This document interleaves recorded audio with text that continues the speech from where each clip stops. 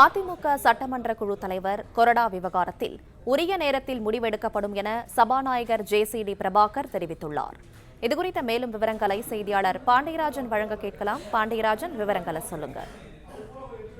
அதிமுக எம்எல்ஏக்கள் இரண்டு தரப்புகளாக பிரிந்து ஆளுநர் ஒரு தரப்பிற்கு தலைவரை 2 பேராகவும் கொறடா 2 பேராகவும் பரிந்துரை செய்திருக்கிறார்கள். அதில் எந்த தரப்பிற்கு யார் சட்டமன்ற கொறடா, யார் சட்டமன்ற தலைவர் என்கின்ற ஒரு முடிவை சபாநாயகர் எடுக்க வேண்டிய தேவை இருக்கிறது.